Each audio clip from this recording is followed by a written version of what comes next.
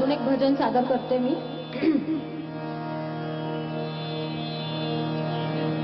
संत तुलसीदासांचं आहे आणि हे भजन नंतर बऱ्याच दिग्गजांनी गायलं. अनुप जलोटांनी गायलं, लताबाईंनी गायलंय, अनुराधा पौडवालांनी गायलंय, बऱ्याच जणांनी गायलंय. पण सुरुवातीला ते गायलं ते देवी पलुसकरांनी आणि अत्यंत कमी कारकीर्द लाभलेला हा अत्यंत मोठा कलाकार होता आणि नानांना त्यांचं गाणं खूप आवडायचं आणि हे भजन त्यांनी मला मी खूप लहान असताना ऐकवलं होतं. त्यांना ते फार आवडायचं. तर या प्रसंगी मी ते सादर नक्की करेन.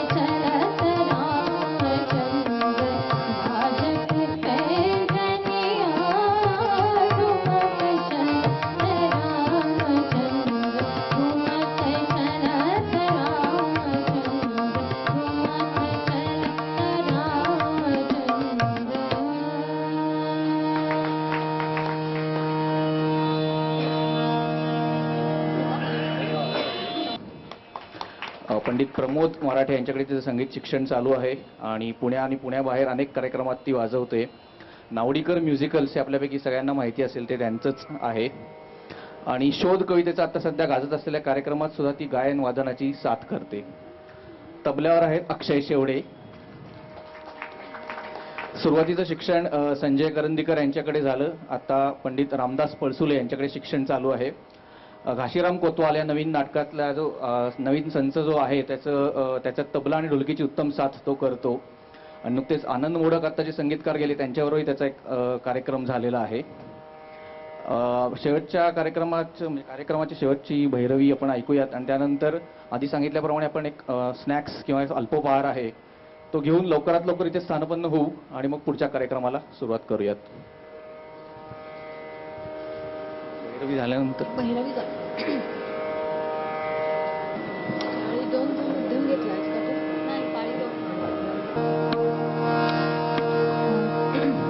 सर्व महान आणि मोठ्या गायकांनी संत रचना गायचा मोह कुणाला आवरला नाही. कारण संतांच्या साहित्यामध्ये जो काही गुणधर्म असेल ज्याच्यामुळे त्या संगीत गाणाऱ्याची जी कल्पनाशक्ती असते किंवा प्रतिभा असते तिला ते खूप चॅलेंजिंग वाटतं कायम असं मला वाटतं. कोणत्याही गीतापेक्षा संतांचे अभंग गाणं, कारण आयुष्यावर पूर्ण केलेलं जे भाष्य आहे त्यांनी, त्यामुळे कोणत्याही गायकाला तो मोह आवरलेला नाही. आणि आपल्या भारतातल्या सर्व दिग्गज लोकांनी अभंगांचं गायन केलेलंच आहे. लताबाईंनी गायलेले आहेत, किशोरीतांनी गायलेले आहेत, भीमसेनजींनी गायले, कुमारजींनी गायले, वसंतरावांनी गायले. कोणीही मोठा गायक हा त्यातनं सुटला नाही. आणि त्यामुळे आमच्यासारखे शिकाऊ लोकांना सुद्धा हे अभंग कायम भुरळ घालत असतात. आपण गाऊन बघावं असं वाटतं. नानांनी जो माझ्यावर महत्वाचा, माझ्या कानांवर जे संस्कार आपण होणं म्हणतो तो केला, तो किशोरीताईंच्या अभंगांचा, किशोरीताई आमोणकर यांच्या अभंगांचा. अगदी नवीन जेव्हा तो अल्बम आला होता रंगी रंगाला श्रीरंग, तेव्हा त्यांनी ती कॅसेट विकत घेतली होती आणि ते खूप ऐकायचे. आणि किशोरीताईंचा मोठेपणा, त्यांचं त्यातनं जे काही ते खरोखर त्यांनी खऱ्या अध्यात्माला जाऊन त्यांनी त्या खरोखर चाली ज्या बांधलेल्या आहेत त्याची तेव्हा मला अजिबात जाणीव नव्हती, तेवढी समजही नव्हती. मी अवघी 5वी-6वीत होते मी. पण नाना ते जे सतत ऐकायचे, त्यांच्या खोलीमधनं तो आवाज सतत कानावर पडायचा माझ्या. आणि जेव्हा खरंच कळायला लागलं तेव्हा त्या अभंगांचा मोठेपणा आणि त्यातलं खरंच सौंदर्य हे समजलं. आणि असं वाटलं की अरे खरंच हे माझ्या कानावर तेव्हा पडलं होतं, म्हणून मी त्याच्या विचारापर्यंत तरी आले. नाहीतर मी कदाचित एवढे अवघड आहे किशोरीताईंचे म्हणून कदाचित त्याच्या वाटेला सुद्धा गेले नसते. आणि नानांना त्यातला खरा किशोरीताईंनी जो ज्या परमस्थानी जाऊन खरोखर गाण्यामध्ये त्यांनी जे काही योगदान आहे त्यांचं, त्या स्थानाला जाऊन त्यांनी त्याच्या रचना केलेल्या आहेत. त्यामुळे खरोखर त्याला एक वेगळं आध्यात्मिक रूप प्राप्त झालेलं आहे. आणि नानांना त्यामुळे सगळ्या अभंग गायकांमध्ये किशोरीताईंचे अभंग खूप जास्त आवडायचे. मी आज अजून एक सुद्धा अभंग त्यांचा निवडला होता, पण आता आपण वेळे अभावी तो मी आज घेत नाहीये. खूप त्यांच्या आवडीची अजून गाणी काढली होती मी, पण तेवढी आता घेणं शक्य नाहीये. पण मी रंगीरंगाला श्रीरंग ह्या भैरवीनी सांगता करते आजच्या कार्यक्रमाची. नानांनी जर आज ते माझ्या कानावर खरोखर जर माझ्या ते पडलं नसतं नानांमुळे, तर मला माहित नाही मी खरंच ते शिकले असते का, मी त्याचा विचार केला असता का. त्यामुळे त्याचं त्यांना मी श्रेय नक्की देते. आणि ते तेव्हा कानावर केवळ पडलं म्हणून मी ते पुढे काहीतरी उलगडू शकले. आणि त्यांना खरंच त्यातली समज होती म्हणून त्यांना त्याचा मोठेपणा हा माहिती होता, त्यांना तो कळला होता. त्यामुळे आज मी तो परत किशोरीताईंचा अभंग म्हणजे मी परत एक मोठं धाडस करते. पण शेवटी मी नानांच्या स्मृतीसाठी म्हणून तो अभंग सादर करते.